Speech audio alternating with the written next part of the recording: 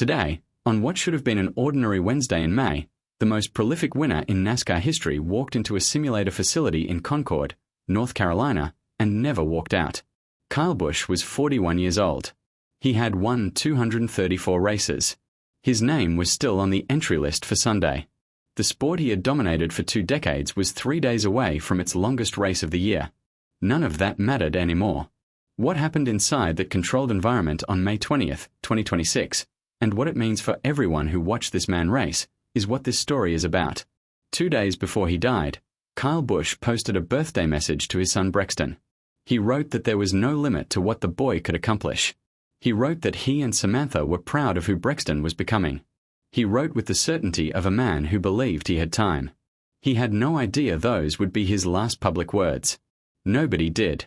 On Wednesday, May 20th, 2026, Kyle Busch arrived at the Chevrolet Simulator facility in Concord, North Carolina, the same complex where he had spent countless hours sharpening the instincts that made him the winningest driver in NASCAR history across all 3 national series. He sat behind the wheel of a machine that could not hurt him. He was inside a controlled environment. He was preparing for a race on Sunday. He never walked out. Emergency responders transported him to a hospital in Charlotte that afternoon. The racing world learned what was happening through a statement released by his family on the morning of Thursday, May 21st. The words were measured and devastating. Severe illness. No further explanation was offered. No timeline was given. Racing fans held their breath across America and around the world. At 5:40 in the afternoon, NASCAR confirmed what many had feared and none could accept. Kyle Thomas Busch, 2-time Cup Series champion, the holder of 234 victories across NASCAR's National Series, the most prolific winner the sport had ever produced, was dead at 41 years old. The Coca-Cola 600 was 3 days away. His name was still on the entry list. Now, what this story will tell you is not just how he died, but how he lived. What that number 234 actually cost. What he built, what he lost, what he fought for when the cameras were off. What Samantha knew about him that the garage never saw. What Brexton and Lennox will carry forever. Because the records are part of the story, but they are not the whole story. There is a question that every great career eventually forces the world to ask. Not while it is happening, not in the middle of the victories, the rivalries, the noise, but at the end.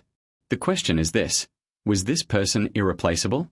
For most athletes, the honest answer is no. The sport continues. New names emerge. The records fall to someone else. Eventually, the world moves on. So what made Kyle Busch different, and why does the answer to that question matter right now? Kyle Busch was born on May 2nd, 1985, in Las Vegas, Nevada, a city built on the idea that fortune favors the bold. That risk is not something to fear but something to court. That the one who goes all in when everyone else folds is the one who walks away with everything. He could not have been born anywhere more fitting.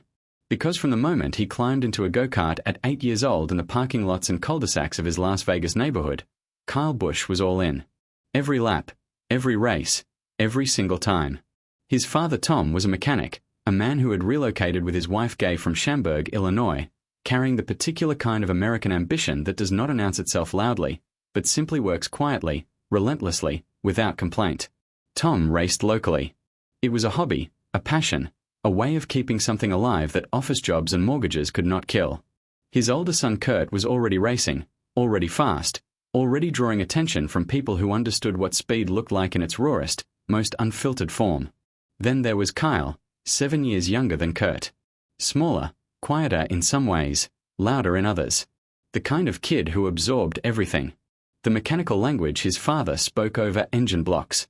The competitive electricity that crackled around his brother.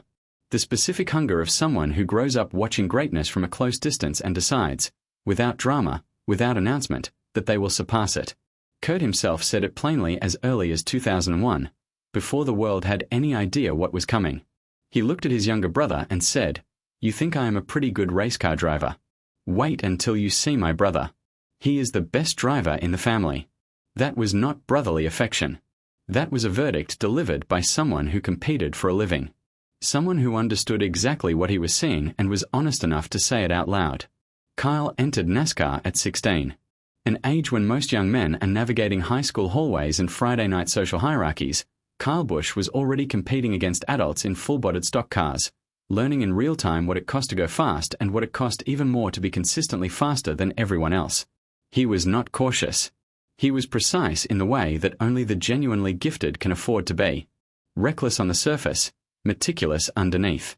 By 2005, he was signed with Joe Gibbs Racing, 20 years old, Cup Series, the highest level of the sport. He won Rookie of the Year. And then he started winning everything else. But what exactly did Kyle Busch possess that separated him from every other fast driver who ever strapped into a stock car? Because fast drivers are not rare. What Kyle Busch had was something else entirely. He did not simply beat people. He made them feel beaten. There was a psychological dimension to his driving that went beyond mechanics and strategy. He raced with a controlled fury that was utterly personal. Every lap was a statement. Every overtake was a sentence in an argument he had been having with doubt and dismissal and the world's expectations since he was old enough to understand what expectations were. He was polarizing in the way that only truly dominant athletes can be. Because mediocrity does not generate that kind of heat. Fans either loved him with a particular devotion reserved for the misunderstood, or disliked him with a particular intensity reserved for those who win too much and make no apologies for it. He created the Rowdy Nation, a fan base that did not merely support him but claimed him, identified with him, saw in his refusal to be softened something they recognized and needed. He gave them a nickname. Rowdy. He earned it. What is remarkable looking back now is how early the foundation was laid. Not just the talent.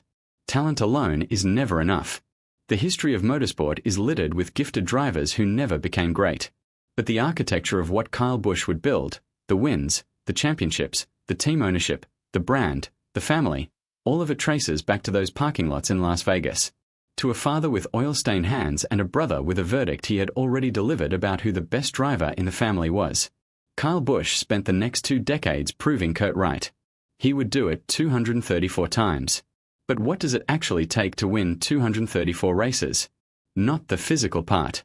Not the reflexes, not the endurance, not the hours in the simulator and the gym and the debrief room. Those are the visible costs. The real cost is what you become in the process, and that cost is something the record books leave out entirely. Kyle Busch joined Joe Gibbs Racing in 2005 as a 20-year-old who had already won Rookie of the Year at Hendrick Motorsports and had still been released. Think about that for a moment. The man who would become the sport's all-time wins leader across all 3 national series was let go before the age of 20. Released. The kind of institutional rejection that ends careers before they begin. Kyle Busch did not reconsider. He recalibrated. At Joe Gibbs Racing, surrounded by the structure and resources of one of NASCAR's premier organizations, something that had always been present in Kyle began to crystallize into something undeniable. He was not merely fast. He was comprehensively fast. Fast on superspeedways and road courses and short tracks and mile-and-a-half intermediates. Fast in the rain, in the heat, and on the last lap with everything on the line.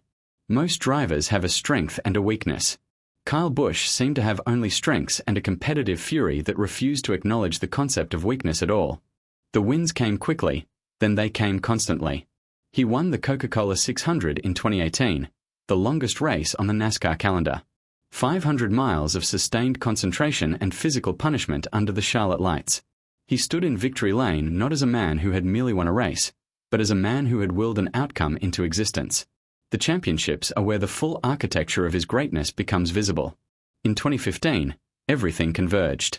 The team, the car, the preparation, the emotional maturity that comes only from living through enough failure to understand what it costs and what it is worth. He was Cup Series champion. The boy from Las Vegas. The kid who had been released at 20. The second championship in 2019 was, if anything, more meaningful because it was not beginner's luck. It was confirmation.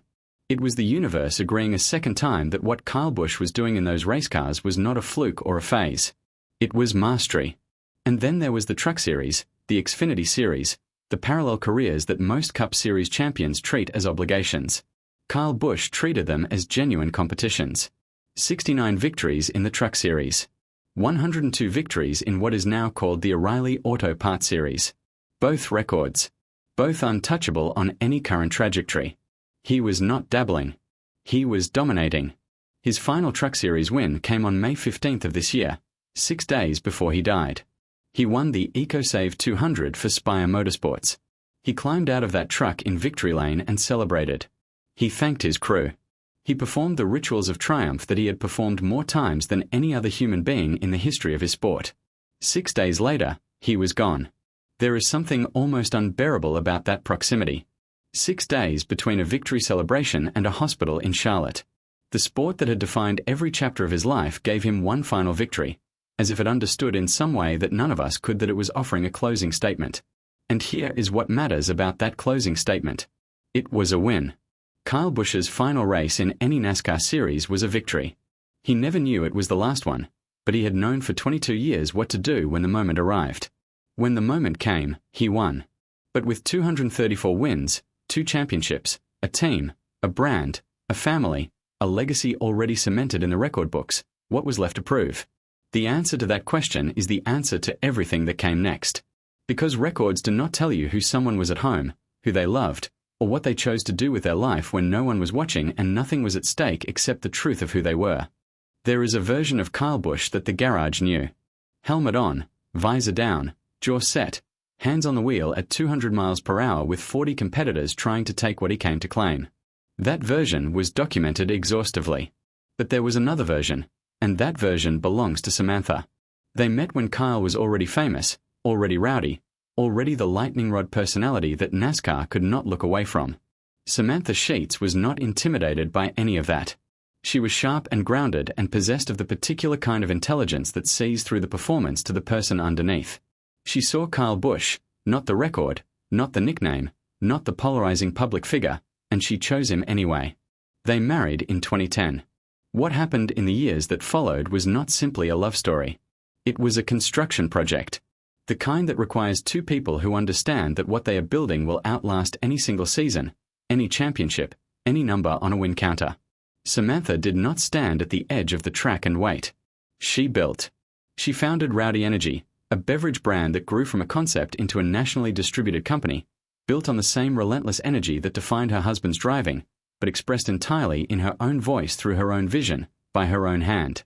She did not live in Kyle's shadow. She built alongside him. And then came the children. Brexton Locke Busch arrived in 2015, the same year Kyle won his first Cup Series championship. Think about the particular alchemy of that year. The title, the son. The 2 most significant victories of Kyle Busch's life arriving in the same calendar year. Brexton was not simply a child to Kyle. He was a mirror. A living reflection of everything Kyle had been at that age. The same hunger already visible in a boy who had barely learned to walk before he wanted to race. Lennox Harvey Busch came in 2020, a daughter. And something in Kyle's public presence shifted with Lennox in ways that were visible even to people watching from a distance. A softening around the edges, a tenderness that the rowdy persona had never quite allowed the world to see. The man who raced with fury loved with gentleness. The man who refused to give an inch on the track gave everything at home. 2 days before he died, he posted that birthday message for Brexton. He wrote that there was no limit to what his son would accomplish. Read those words not as a celebrity post. Read them as a father's testimony. The specific, unguarded testimony of a man who understood that the victories he had accumulated across 22 seasons meant nothing alongside what was sitting at the breakfast table looking back at him. The simulator was still warm when they took him away. A machine built to simulate danger, to replicate the forces and speed and pressure of 200 miles per hour without the consequence. And it was there, in that controlled and carefully managed environment, that Kyle Busch's body finally said what 22 seasons of racing had never been able to make it say. The cause of death was not officially confirmed by the family, by NASCAR, or by the hospital. But here is what we know with certainty. He was battling a sinus condition severe enough that he had asked his crew doctor for an injection at Watkins Glen 11 days before his death. He raced anyway. He won a Truck Series race on May 15th. He competed in the All-Star race on May 17th.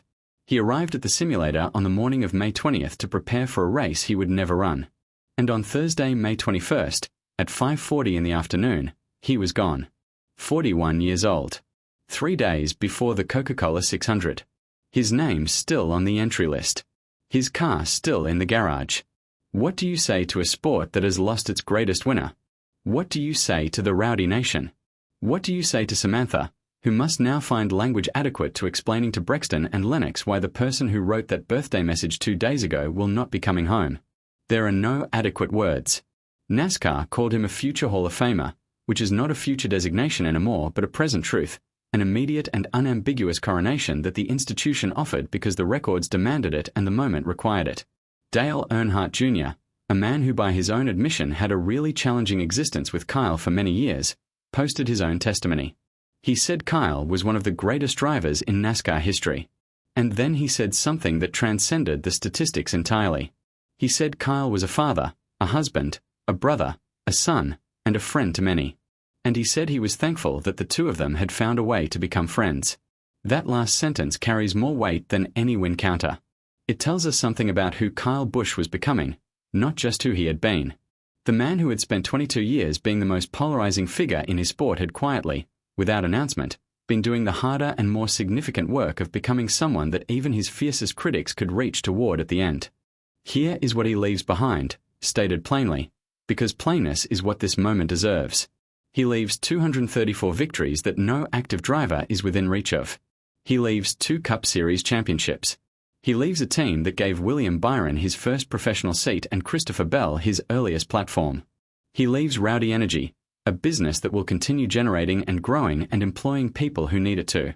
He leaves Brexton, who is already fast, already hungry, already the kind of competitor that makes coaches lean forward in their seats. He leaves Lennox, who will grow up knowing her father through footage and testimony and the living memory of everyone he touched.